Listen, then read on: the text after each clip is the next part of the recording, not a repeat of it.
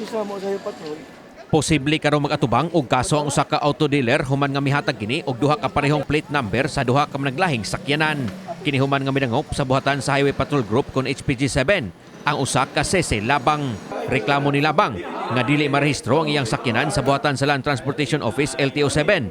Gumikan kay aduna kini kaparehas og plate number. Nasayran gikan kang Labang nga napalit niya ang iyang sakyanan sa miaging tuig sa usa ka auto dealer sa Maydan si Padilla, Dakbayan sa Sugbo. Ug wa masayod nga aduna day kini kapareha og plate number. Midangop siya sa buhatan sa HPG7 aron magpakitabang kalabot niini. Pa, unya karon na nga year nga due for renewal na, ibuong na naman ni nga giingnan mi sa LTO nga. Ngano na man ninyo ang CR ko alangan kay mo aman ni, wa ko kibaw di ay nga naanay. Isa po nga nin. So that's how we found out nga naka-clone. Ang tag-iya sa sakyan ng kapareha og plate number ni Labang nga atong itago sa pangalang Joshua. Bibisita sab sa buhatan sa HPG7 aron klarohon nga wa siya masayod kalabot sa maong hitabo. Matod niya nga sa miaging tuig usab niya napalit ang iyang sakyanan nga susama usab og model sa sakyanan ni Labang ug susama usab og gipalitan nga auto dealer. Wala siya masayod nga usa di ay kaduplicate ang rehistro sa iyang sakyanan. Sanglit igor sab siya nga mimaneho niini human nga masuta nga kompleto sa papilis ang iyang napalit nga sakyanan.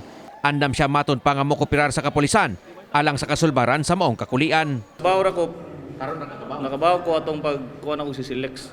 Pagkuha na ko mga na same. So, niya naman tong LTO nga mo reach out ra daw sila. So, nakalimot po ko ni reach out ba sila kuha. So, wala ra ko ba. So, pareha sa to. Ano po kag RFID? Oo. Gano'n sa to ng Last year gipon. Last year. Sir, pagpalit nimo ana, sir, unsay gistorya sa katong gipalitan ana, sir? Okay na process na. Okay ra kay problema. Wala problema. Gibutyag sa direktor sa HPG7 nga si Police Colonel Neil Francia nga usa ka kaso sa kambal plaka ang nahitabo sa duha ka nang iya og sakyanan. Ang orihinal nga rehistro sa maong plaka mo ang iya ni Labang samtang duplicate lang ang kang Joshua. Nagpadayon karon ang ilang pakisusi kalabot niini. Pinaagi sa pagpatawag sa auto dealer nga mo'y nagbaligya sa mga sakyanan ngadto ni Labang og ni Joshua. Apan dako ang pagduda ni Francia nga didto sa Mindanao giparehistro ang usa sa mga sakyanan. Hinungdan nga nakaparehas kini. So taon usab nila kung di ba kinawat ang sakyanan nga napalit ni Joshua.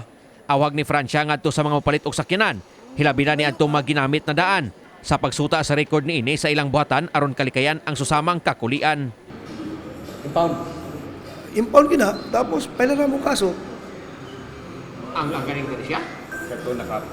Amo pang ano, kung katong possessor kay Silvi, biktima man gihapon ng possessor, kung ano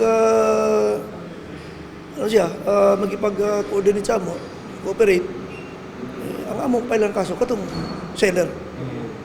Kini si Greggy Magdadaro alang sa My TV Cebu.